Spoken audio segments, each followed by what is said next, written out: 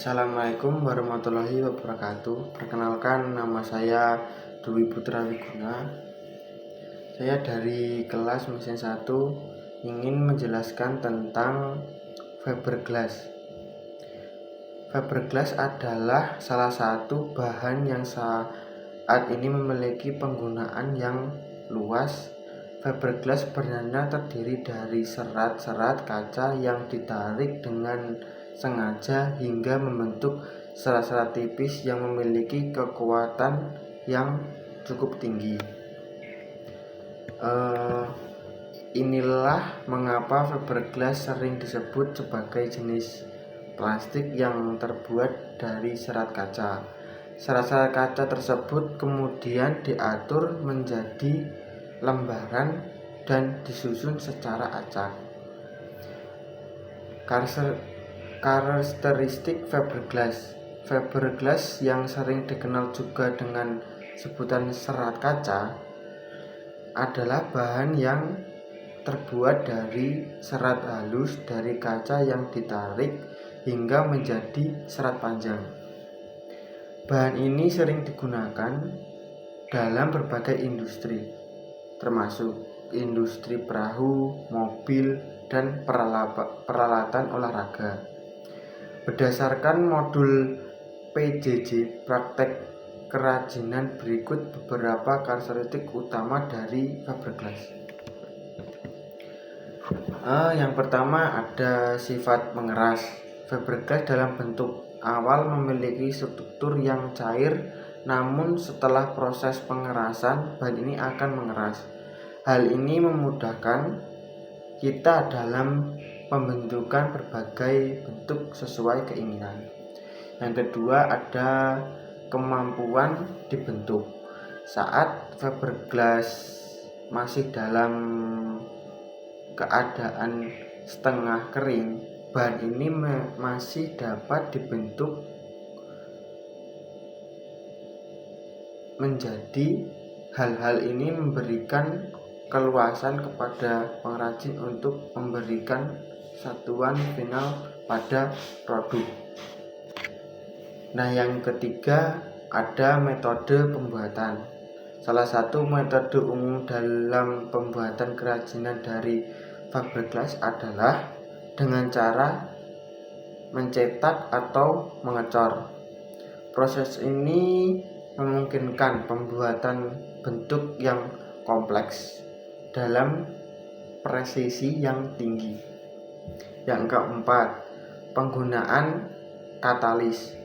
Campuran dari fiberglass biasanya melibatkan penggunaan suatu bahan yang disebut katalis. Katalis ini berfungsi untuk mempercepat proses pengerasan dari fiberglass. Terus ada yang kelima, pewarnaan. Fiberglass dapat dicat atau diberi warna saat masih dalam keadaan cair. Namun, pewarnaan juga dapat dilakukan setelah bahan mengering. Ini memberikan fleksibilitas dalam desain estetika produk. Yang keenam ada durabilitas. Fiberglass dikenal dengan kekuatan durabilitas.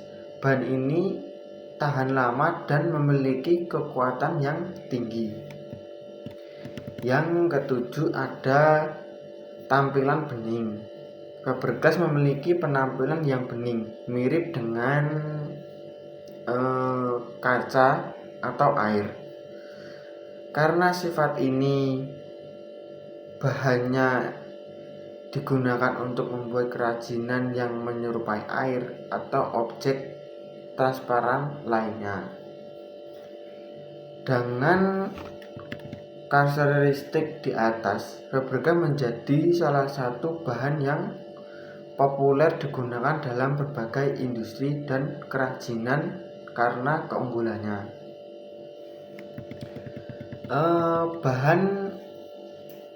Ada bahan-bahan fiberglass, contohnya aerosil. Aerosil memiliki karakteristik fisik berupa partikel halus yang membentuk karakteristik ringan dan tinggi maksudnya, dan disarankan untuk penggunaannya menggunakan masker asal digunakan dalam pembuatan fiberglass.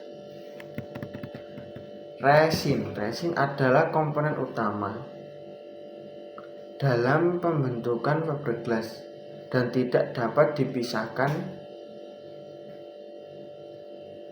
darinya.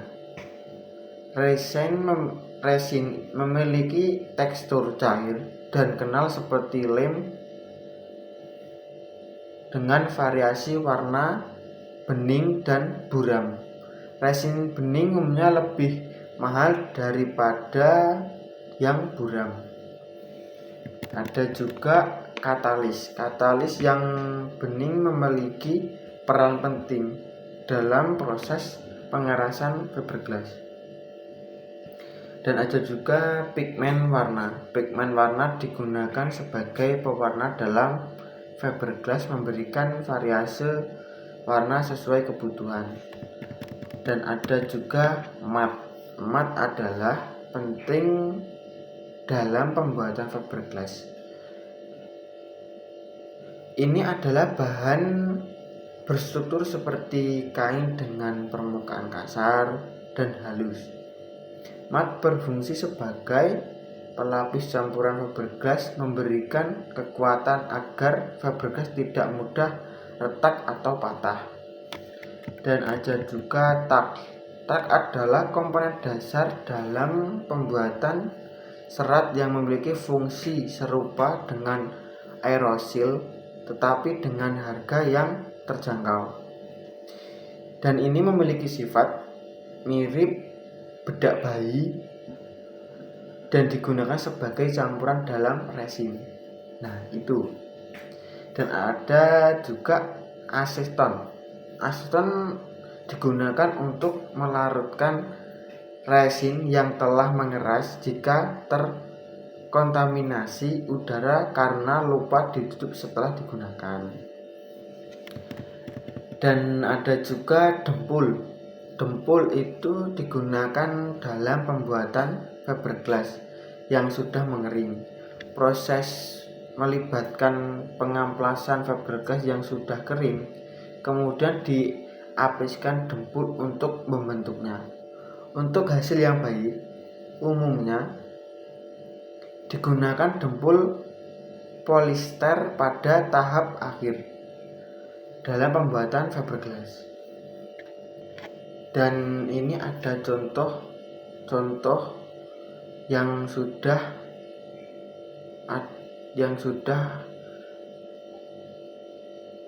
ada fiberglassnya. Contohnya ada patung dan miniatur hewan. Nah, ini termasuk salah satu bentuk kerajinan yang pernah dihasilkan menggunakan fiberglass sebagai bahan dasar dalam pembuatan patung. Pengrajinan menciptakan karya patung fiberglass dengan memanfaatkan teknik cetak dan ukir guna memperhalus hasil kerja mereka. Tak hanya itu, beberapa seniman juga telah mengadopsi fiberglass sebagai bahan utama untuk membuat patung serta beragam kerajinan lainnya. Fiberglass pun sering digunakan dalam bentuk miniatur hewan, miniatur pada umumnya, dipasang di taman atau tempat lainnya.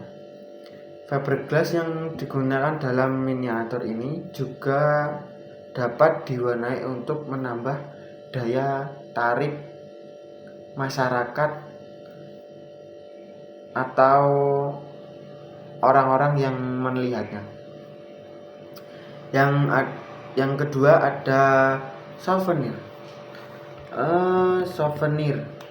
Ngomong-ngomong soal souvenir, ada contoh lain penggunaan fiberglass dalam bentuk produk atau kerajinan adalah dalam pembuatan souvenir. Souvenir ini banyak jenis yang menggunakan bahan fiberglass, terutamanya karena kualitasnya unggul yang memiliki oleh fiberglass. Souvenir ini bisa berbentuk gantungan kunci dan gelas. Terus asbak rokok itu juga bisa yang terbuat dari kaca dan lain-lainnya, dan masih banyak yang lainnya. Yang ketiga ada alat penahan. Alat penahan contohnya adalah busur dan anak panah yang terbuat dari fiberglass. Memiliki daya tarik yang tak kalah dengan terbuat dari bahan lainnya. Keunggulan fiberglass ini menarik perhatian para peminatnya. Salah satu kelebihan yang dimiliki oleh busur panah fiberglass adalah ketahanannya terhadap air. Yang keempat ada sofa. Selain digunakan untuk miniatur souvenir dan alat-alat penahan, fiberglass juga telah diterapkan sebagai bahan dasar sofa. Nah kan, baru tahu juga. Terus jika pada umumnya sofa terbuat dari kayu, kini sudah ada opsi sofa yang menggunakan fiberglass sebagai bagian bawah pada kaki penumpangnya. Sofa dari fiberglass ini juga menawarkan keamanan, kekuatan, serta daya tahan yang optimal. Yang kelima ada pipa ledeng. Selanjutnya contoh penggunaan fiberglass sebagai produk atau kerajinan adalah dalam pembuatan pipa ledeng. Awalnya pipa ledeng itu terbuat dari pelumbung atau timah, tetapi sekarang banyak produsen beralih ke bahan lain karena tingginya tingkat toksitas dari pelumbung dan limbah timah. Perubahan ini juga didorong oleh keunggulan bahan plastik yang lebih ringan daripada timah. Meski demikian, penggunaan fiberglass sebagai bahan dasar pipa masih terbatas. Di Indonesia penggunaan pipa fiberglass masih jarang ditemui. Yang keenam ada piala atau trofi.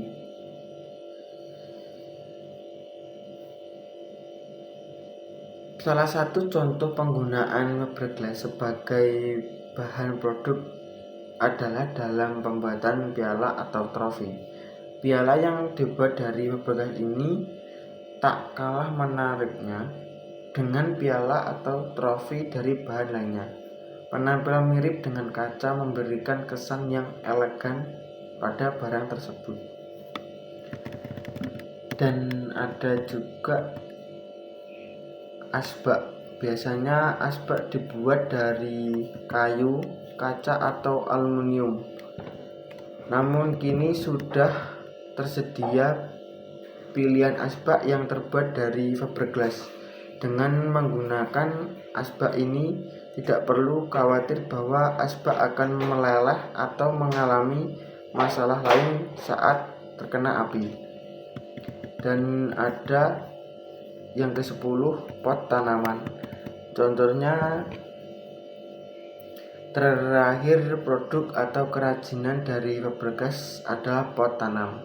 Pot tanam adalah yang memiliki penampilan yang menarik dan sering digunakan untuk penempatan tanaman di dalam rumah. Oleh karena itu, jangan heran jika pot berbahan fiberglass ini memiliki harga yang relatif tinggi sejalan dengan kualitasnya dan desain yang bagus.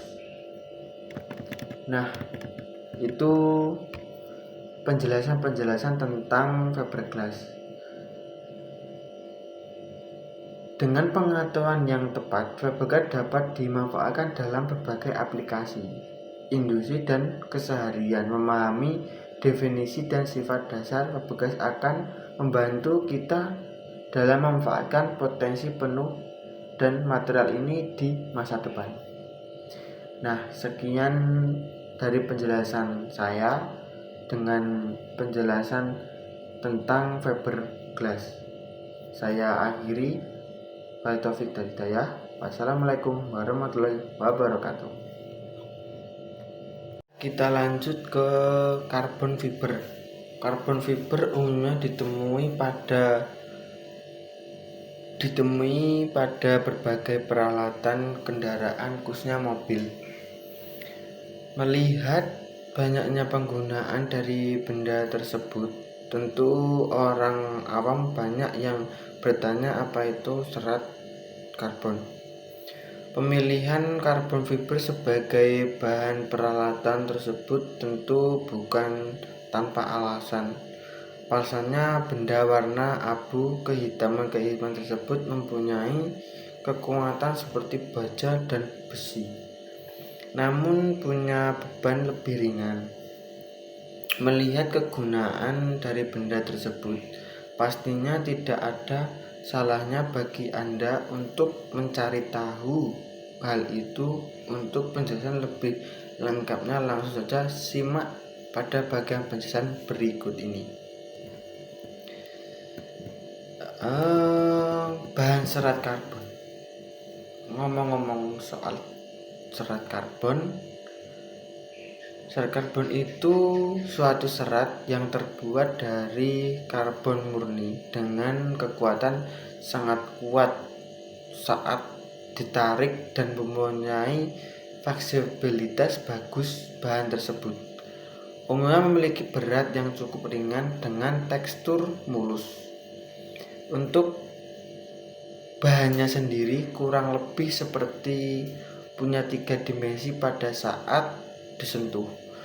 Kekuatan dari serat ini dikatakan lebih kuat sampai 5 kali lipat dibandingkan baja dan punya sifat 2 kali lebih kaku.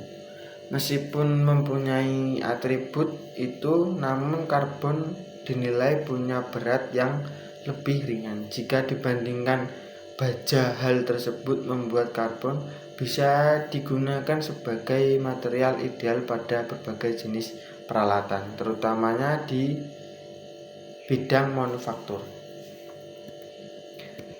Material serat karbon itu ada material penyusun karbon fiber itu adalah dari berbagai macam campuran bahan seperti pan, rayon sampai dengan pitch supaya dapat digunakan. Bahan tersebut perlu ditambahkan resin epoksi agar lembaran serat materialnya yang sebelumnya teksturnya lebih lentur bisa jadi kuat.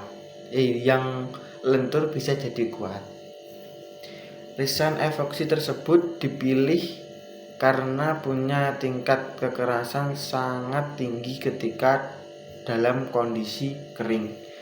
Nantinya lembaran karbon akan diikat matriks resin panas dan dilakukan vakum agar resin menjadi lebih meresap saat digabungkan ke dalam bahan serat. Untuk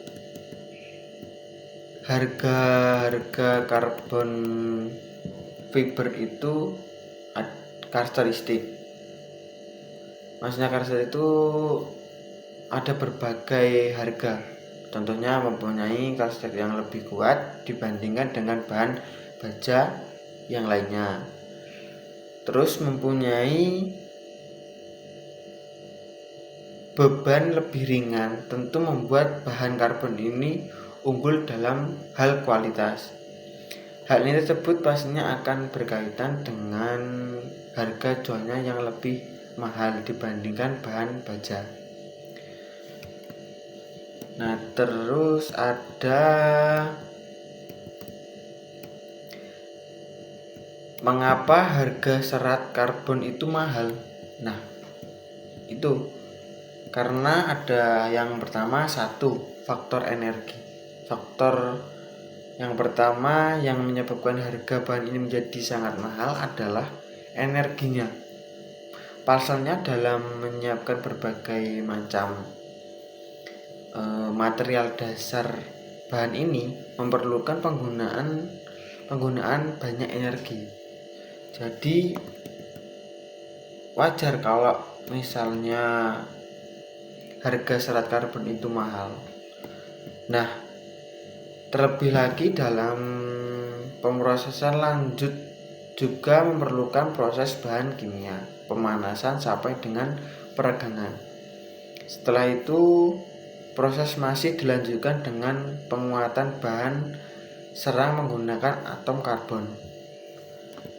Proses penguatan tersebut memerlukan sumber energi yang besar.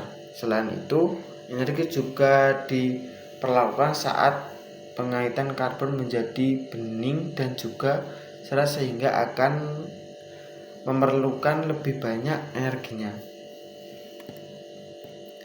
Proses produksi. Biaya pada proses produksi bahan ini meliputi pembiayaan tenaga kerja dan juga mesin alat produksi. Pastinya untuk dapat menciptakan material karbon berkualitas dibutuhkan bantuan dari mesin berteknologi canggih yang pastinya harganya tidak murah. Lalu untuk mengoperasikan alat canggih tersebut juga diperlukan orang atau tenaga kerja yang memang ahli di bidangnya. Atas dasar alasan tersebut, harga ini biaya produk bahannya bisa menjadi sangat tinggi. Akan tetapi pada proses produknya, mesin dapat digunakan dalam jangka waktu lama tanpa perlu penggantian. Sementara untuk bagian tenaga ahli untuk mengoperasikan juga tidak memerlukan terlalu banyak orang. Karena yang alat-alatnya juga canggih, makanya tidak perlu banyak orang untuk mengoperasikannya. Terus ada material mentah. Seperti diketahui, pembuatan dari karbon fiber itu menggunakan berbagai macam campuran bahan material. Artinya diperlukan effort lebih dalam pembuatannya, terutama dalam mencari bahan-bahan mentah campurannya. Pastinya untuk harga dari material dasarnya harganya tidak murah. Oleh karena alasan tersebut, mengapa harga dari karbon ini bisa lebih mahal dibandingkan baja di pasaran. Nah, ada keunggulan dan kelemahan serat karbon fiber itu. Yang pertama itu ada keunggulan. Berikut ini merupakan berbagai macam keunggulan dari material karbon fiber. Yang pertama itu mempunyai kekakuan dan kekuatan lebih baik dibandingkan baja, namun dengan berat bahannya lebih ringan. Oleh karena hal tersebut, material ini banyak digunakan sebagai bahan pelapis favorit untuk kendaraan mobil, khususnya mobil balap. Dapat menahan berbagai macam reaksi kimia seperti korosi yang menjadi momok utama dari bahan material dari logam keras. Kekuatan tarik yang dimiliki sangat tinggi sehingga dapat bertahan dari penyusutan dan pemenuhan akibat perubahan suhu. Daya tahan sangat baik seperti bisa bertahan dari sinar UV dan juga suhu panas tinggi. Memiliki ekspansi terhadap cukup rendah, mempunyai sifat redulasi yang membuat material transparan pada radiasi sehingga bisa dipakai untuk peralatan medis. Yang kedua, itu ada kelemahannya. Nah, kelemahan itu ada tekstur dinilai kurang lentur apabila dibandingkan dengan material baja karena tingkat kekakuan terlalu tinggi. Harga jual dari material ini terbilang sangat mahal meskipun memang harganya sesuai dengan kualitasnya. Nah, untuk kesimpulan dari pembahasan ini adalah serat karbon adalah bahan tersebut merupakan gabungan dari berbagai material mentah yang diolah melalui proses dan teknologi canggih. Alhasil serat berbahan karbon ini dihasilkan punya kualitas yang tinggi meskipun harganya cukup mahal. Nah, cukup sekian dari penjelasan karbon fiber.